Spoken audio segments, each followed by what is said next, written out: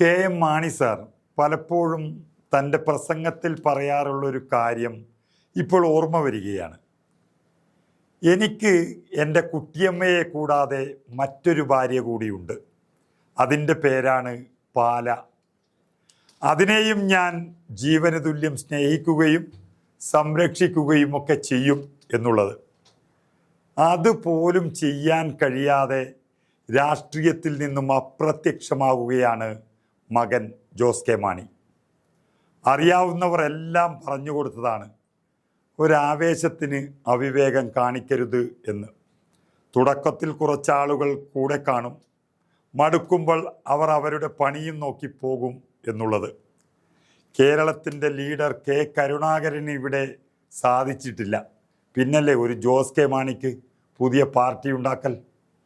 ഇന്നിതാ ഗതി കിട്ടാതെ തെരുവിലാണ് ആ പാർട്ടിയുടെ സ്ഥാനം. പാലാ മുനിസിപ്പാലിറ്റി പോയി. പാലാ മുനിസിപ്പാലിറ്റി ഉൾപ്പെടെ കോട്ടയം ജില്ലയിലെ 6 മുനിസിപ്പാലിറ്റിയും ഇന്നു മുതൽ UDF ഭരിക്കാൻ പോവുകയാണ്. പാലയ്ക്ക് പുറമേയുള്ള ഏറ്റുമാനൂരും ചങ്ങനാശ്ശേരിയും ഉൾപ്പെടുന്ന കേരള കോൺഗ്രസ് കോട്ടകൾ മാത്രമല്ല, വൈക്കം ഉൾപ്പെടുന്ന ഇടതു കോട്ടകളും UDF ഭരിക്കുകയാണ് ഇനി മുതൽ. അതുപോലെ കോട്ടയം നഗരസഭയിൽ കഴിഞ്ഞ തവണ ഉണ്ടായിരുന്ന നാടകങ്ങളും അവിശ്വാസങ്ങളും ഒന്നുമില്ലാതെ വളരെ ഭദ്രമായി അതും കോൺഗ്രസ് ഭരിക്കാൻ പോകുന്നു.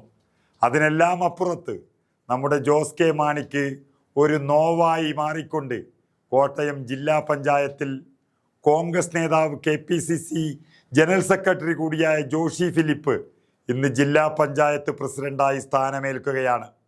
നമുക്കറിയാം, ഒരു ജില്ലാ പഞ്ചായത്ത് സ്ഥാനത്തെ അല്ലെങ്കിൽ അധ്യക്ഷ പദത്തെ ചൊല്ലിയാണ് UDFനെ വലിച്ചെറിയാൻ ജോസ് കെ മാണി തീരുമാനിച്ചത്. തൻ്റെ പിതാവ് ഉൾപ്പെടെയുള്ളവർ കെട്ടിപ്പൊക്കിയ വലിയൊരു ഐക്യമുന്നണിയെയാണ് അദ്ദേഹം തകർക്കാൻ നോക്കിയത്. ആ മുന്നണി പരാജയപ്പെട്ടപ്പോഴാണ് ജോസ് കെ മാണി കൈയടിച്ചതും പടക്കം പൊട്ടിച്ചതും. അതെല്ലാം കുറച്ച് നാളത്തേക്ക് മാത്രമായിരുന്നു.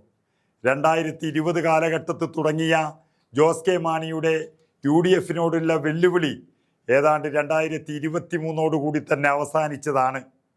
ഉമ്മൻചാണ്ടിയുടെ മരണത്തെ തുടർന്ന് നടന്ന പുതുപ്പള്ളി ഉപതെരഞ്ഞെടുപ്പിൽ ജോസ് കെ മാണിയെ ഉപേക്ഷിച്ചുകൊണ്ട് തന്നെ പ്രവർത്തകർ പോയി തുടങ്ങിയതാണ്. ലോക്സഭാ തിരഞ്ഞെടുപ്പോടെ അത് കൂടുതൽ വ്യക്തമായി. പ്രവർത്തകരെല്ലാം കൈവിട്ടിട്ടും താൻ LDFനൊപ്പം എന്ന് പറഞ്ഞു നിന്നത് ജോസ് കെ മാണിയുടെ ഗതികേട് കൊണ്ടാണ്. ഇപ്പോൾ ഇതാ എല്ലാം സ്വയം ബോധ്യമായിരിക്കുന്നു. കേരളം നന്നായി പറഞ്ഞുകൊടുത്തു, കൂടെ ആളൊന്നുമില്ല. ജോസ് കെ മാണി എന്ന വ്യക്തി കേരള രാഷ്ട്രീയത്തിൽ വേസ്റ്റ് ആണെന്നുള്ള സത്യം കേരളം തിരിച്ചറിഞ്ഞിരിക്കുകയാണ്.